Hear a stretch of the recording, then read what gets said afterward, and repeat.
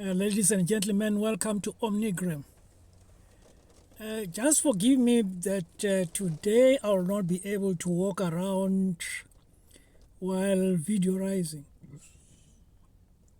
because it is raining outside, and I've been trying to be patient, hoping that it will stop raining, then I'll be able to videoize. But clearly the rain is just continuing to rain. It has been raining for a few hours now. So, which means we might have to videoize in the midst of this rain. But I'm just going to do it not outside. So forgive me. The issue that I want to talk about here today is just one issue only. The issue of Phakel'umthakathi. You know, I do not really make comments around illegal immigration or just the immigration issue that's going on in South Africa at the moment.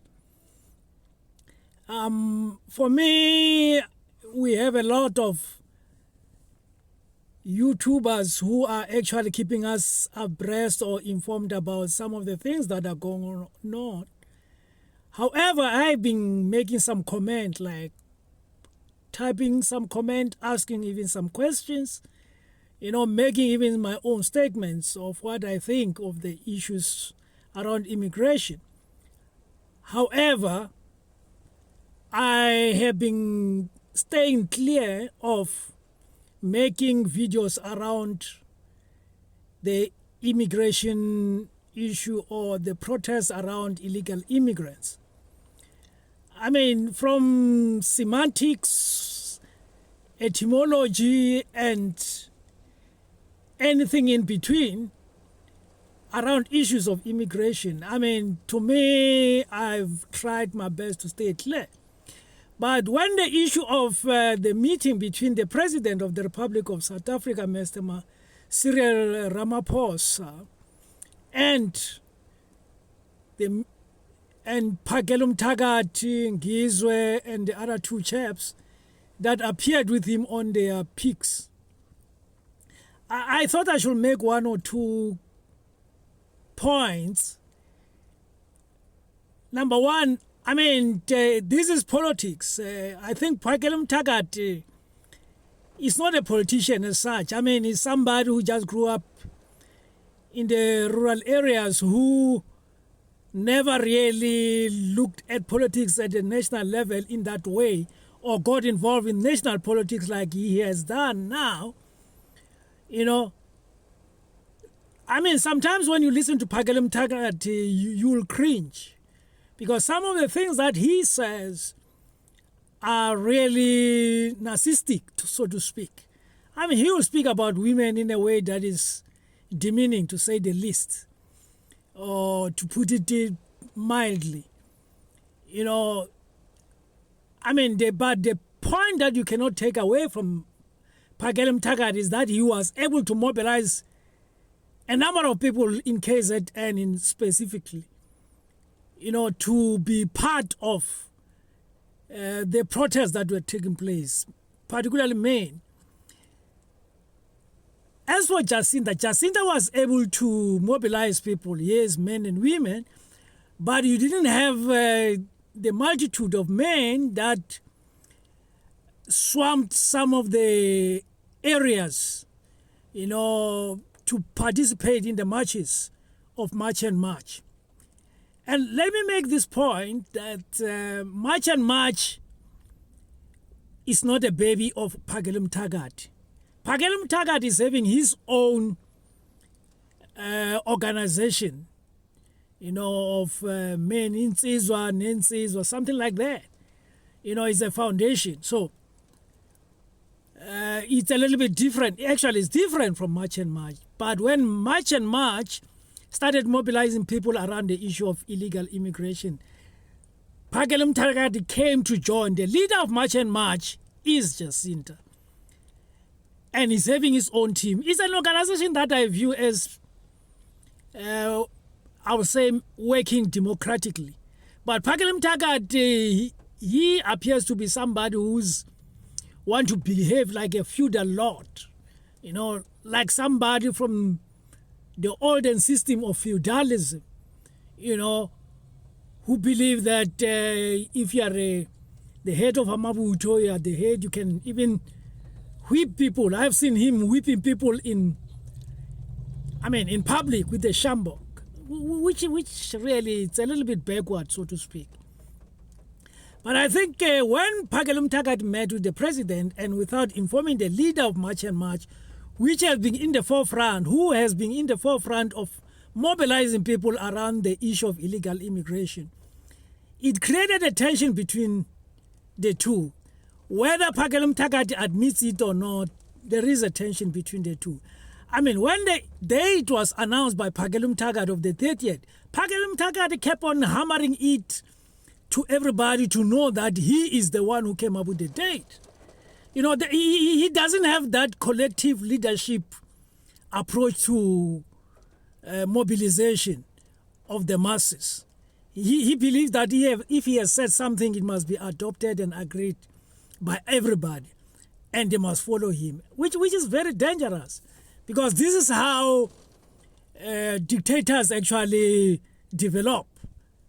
Even Hitler started as if he was a Democrat, and all of a sudden he started behaving narcissistically and started assassinating even his own confidants. So he made a mistake, Phakel'umthakathi, by not informing Jacinta. His excuse, I listened to his press conference. His excuse is just spinning out. He's spinning the whole thing. He made a mistake. My suggestion is this: than for people to begin squabbling around the issue of Phakel'umthakathi, unless there are new developments, like there is this rumor around money, unless that is confirmed. But I will suggest that Phakel'umthakathi must just apologize to Jacinta. You don't have to do it even publicly. You can do it privately, apologize, and then Jacinta can go and say it in public and say, no, he has apologized, and we consider that issue closed, so that we are united as South Africans, all of us, including President Ramaphosa, his ministers and all that. I was watching the news, and I saw Jomo Sibiya, the Deputy Minister of Labour. He's doing a great job, to be honest. They're going to the warehouses, manufacturing sites, checking whether are there illegal immigrants working or employed by some of these companies. That is something that must be welcomed. So all of us have noted that this issue of illegal immigration is wrong, and it needs to be nipped in the bud. So I would suggest that Phakel'umthakathi must apologize to Jacinta in a manner that does not make him less of a man, because it seems he's too much obsessed with things that are more masculine and tribal and feudal. I'm one of those people who made a comment that I'm praying that the 30th of June comes and goes, so that Phakel'umthakathi can be really maybe set aside. But that guy is a good organizer. We must not really throw him away. He's a good asset to the Republic. He can mobilize even South Africans, even through the government, to mobilize South Africans to build the country, because we must, all of us, contribute in the building of the country. And so my suggestion is that instead of throwing away Phakel'umthakathi, bring him, try to make him understand that, look, man, all of us as South Africans, both government and non-governmental organizations, want to see a country that's developing. I'm not that naive to know that there are those people who are not really interested in building the Republic, because there are problems in South Africa. And all of us must contribute in building the country. Yes, President Cyril Ramaphosa has disappointed us. He's not decisive. he basically he's even to an extent worse than President Zuma, and worse than even President Mbeki, worse than even Mandela, worse than even President Kgalema Motlanthe. So he's the worst in terms of managing the country. As President Kgalema Motlanthe said, that we're on autopilot.